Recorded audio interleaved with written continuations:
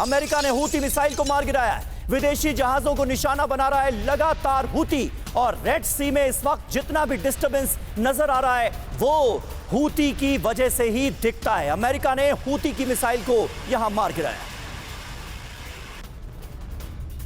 और ईरान से हमलों को लेकर अमेरिका अलर्ट है। आपको बता दें, मिडिल ईस्ट में अमेरिका के नए सिरे से तैनाती को लेकर खबर आई है, जहां मिडिल ईस्ट में F-22 रैप्टर तैनात करेगा। और इजराइल ईरान की जंग को लेकर जिस तरीके से इस वक्त फैसले लिए जा रहे हैं, अमेरिका की तैयारी, अमेरिका किस तरीके से अलर्ट है, उसको लेकर बड़ी खबर आई है सामने।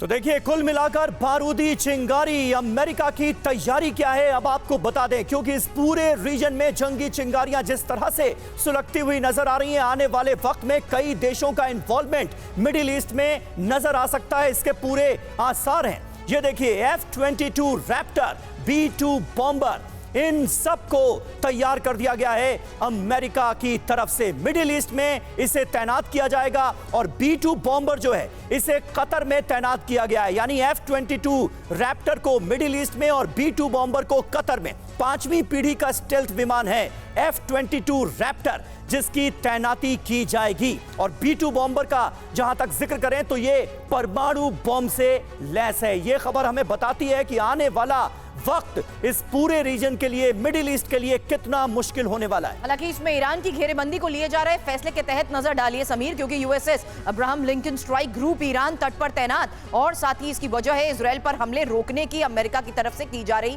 तैयारी। तो ईरान की घेरेबंदी की वजह से अमेरिका की इस तैयारी को लेकर जिस तरीके से खबरें आ रही है, एक शॉर्ट रिएक्शन पांडे सर आपसे इस पर चाहूंगी, क्योंकि इसी बात का आप शुरुआत में जिक्र भी कर रहे थे कि अमेरिका जिस तरीके से इस वक्त फैसले ले रहा है, साफ है ईरान की घेरेबंदी और इजराइल का स्ट्रैटेजिक पार्टनर होने के नाते हमलों को रोकने की ये तैयारी है।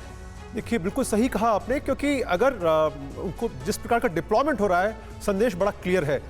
इनके जो फाइटर्स हैं वो कतर में भी डिप्लॉय हो रहे हैं और दूसरी जगह भी जा रहे हैं। इसका मतलब कि जॉर्डन और कतर तो इस युद्ध में शामिल होने वाले नहीं, ईरान अलग थलग पड़ ही चुका है। दूसरी बात कि अगर ईरान खुल के आता है तो निश्चित रूप से उसको नुकसान होगा और न्यूक्लियर उसके जो एसेट्स हैं उस पर भी कुछ बादल मंडरा सकते हैं हमले के।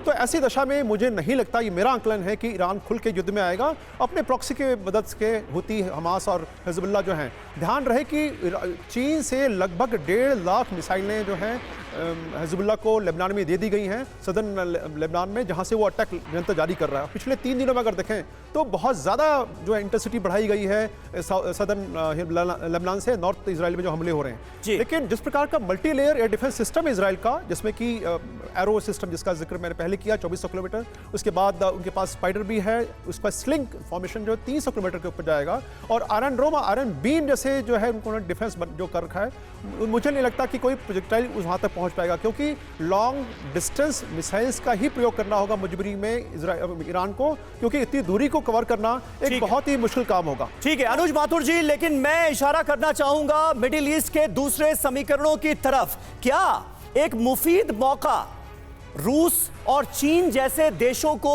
इसमें नहीं लग रहा होगा कि वो किसी तरह से अरब में जो अमेरिका का दबदबा है उसे कम कर सकें या फिर खत्म कर सकें? ये तो रूस और चीन जैसे देशों के लिए एक बड़ा मौका है ही। तो ऐसे में क्या ईरान को और हवा नहीं दी जाएगी, उसके साथ खड़े रहने के और दावे नहीं किए जाएंगे, जंग को और भड़काने की कोशिश नहीं होगी क्या? बिल्कुल समीर, बिल्कुल। कुछ दिन पहले मैंने आपके चैनल पे एक शब्द का इस्तेमाल किया था, एक्रोनिम क्रिक।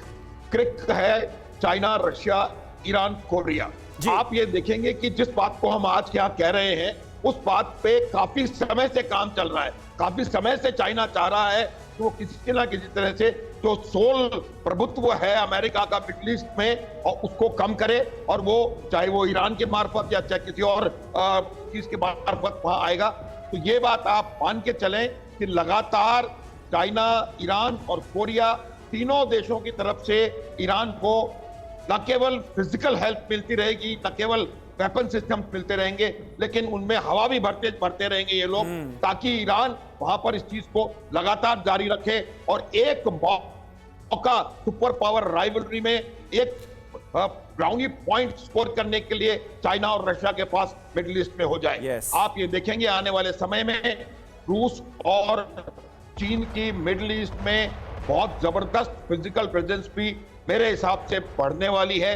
लेकिन sir. एक बात और याद रखें समीर, अमेरिका, एक सेकंड और, अमेरिका पूरी तरह से तैयार है और वो इनको ऑलरेडी काउंटर करना शुरू कर दिया है। एग्जैक्टली